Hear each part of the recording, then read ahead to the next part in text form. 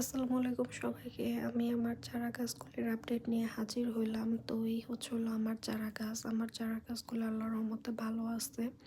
তো আমার চারা গাছগুলি রোদে দেওয়ার ক্ষেত্রে আমি কিছু বিষয় মেনে চলার চেষ্টা করি। আর এগুলি হলো আমার বিগত ২-৩ বছরের অভিজ্ঞতা।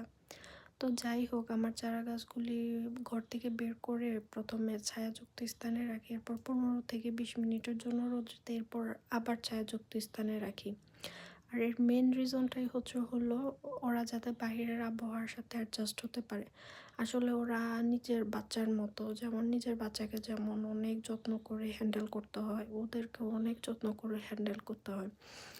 তো যাই হোক, এক ভিডিওতে তো আর সব টিপস শেয়ার করা সম্ভব না। ইনশাল্লাহ নেক্সট ভিডিওগুলিতে আপনাদের সাথে সব কিছুই শেয়ার করব। তো ভিডিওটি ভালো লাগলে লাইক, কমেন্ট, শেয়ার করবেন, চ্যানেলটিকে সাবস্ক্রাইব করবেন। সবাই ভালো থাকবেন। ধন্যবাদ সবাই।